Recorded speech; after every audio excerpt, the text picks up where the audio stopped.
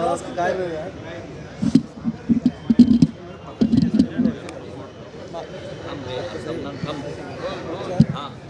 काय सांगाल या ठिकाणी राहुल गांधी यांच्या ताफ्याला जो आहे काळे झेंडे दाखवून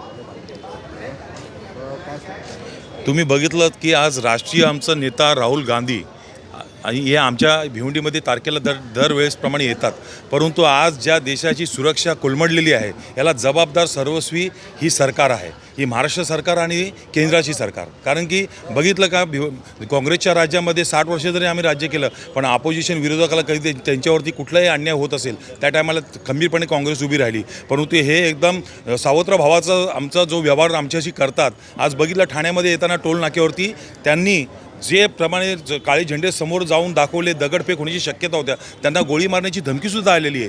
तर हे निंदनीय आहे. आणि आमच्या भिवंडी काँग्रेसच्या वतीने आमचे अध्यक्ष रशीद ताहीर, आमचे आमदार रईस शेख, आमचे उपमहापौर तारिक मोमीन, आम्ही सर्व पदाधिकारी, मी नगरसेवक प्रशांत लाड, या सर्व पदाधिकाऱ्यांना घेऊन इकडं आम्ही आंदोलन करण्यासाठी आम्ही जमलेलो होतो. कारण की हे निंदनीय झालेलं ठाण्याची बातमी आम्हाला कळतात, परंतु कोर्टाच्या बाहेर ही परत कायदा सुव्यवस्थेची बाब समोर आली असती, म्हणून आम्ही आता तो आंदोलन पुढे करू. परंतु या भाजपा सरकारचा, या गव्हर्नमेंटचा आम्ही निषेध करतो. या पोलीस प्रशासनाचा आम्ही निषेध करतो. हे महाराष्ट्र पोलीस आणि ठाणा पोलीस या लोकांची जबाबदारी होती त्यांना संरक्षण देणं, आणि संरक्षणामध्ये ते कमी पडलेत, त्यांचा आम्ही या काँग्रेस पक्षाच्या वतीने निंदनीय आणि खूप निषेध, काळ्या शब्दांनी, काळ्या दिवसांनी आम्ही हा निषेध करतो.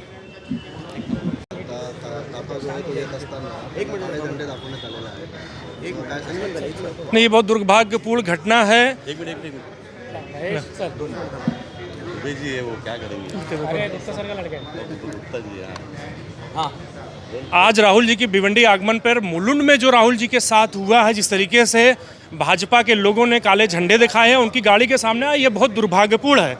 इसलिए कि इससे पहले राहुल जी को बड़ा थ्रेट दिया गया था, भाजपा के एक कार्यकर्ता ने उनको गोली मारने की धमकी दी थी, और आज उनके सामने जिस तरह से गाड़ी के सामने आए हैं वो बहुत ही चिंतनीय है। ये जांच का विषय है और महाराष्ट्र के मुख्यमंत्री को उस पर जवाब देना चाहिए। वो गृह मंत्री भी हैं और वहाँ की जो पुलिस सिक्योरिटी थी उनके खिलाफ कार्रवाई की जानी चाहिए कि कैसे लोग उस सुरक्षा चक्र के अंदर घुस चुके हैं। उनकी जो सिक्योरिटी है उसके अंदर किसी को अलाउ नहीं होता है, काले झंडे लेकर के उनके सामने आए हैं। अगर कोई घटना बड़ी हो जाती है इसका जवाब दे कौन है? महाराष्ट्र के मुख्यमंत्री को इसका जवाब देना पड़ेगा, सीपी को जवाब देना पड़ेगा, और जो सुरक्षा में थे उनके खिलाफ कड़ी कार्रवाई होनी चाहिए। और राहुल जी की सुरक्षा के इस तरह से खिलवाड़ नहीं किया जा सकता है। लगातार भारतीय जनता पार्टी के लोग जिस तरह की नफरत की बात राहुल जी के खिलाफ कर रहे हैं, इसकी वजह से ये रिएक्शन देखने को मिला है। इसका जवाब सभी को देना पड़ेगा जो लोग इसके सामने आए हैं।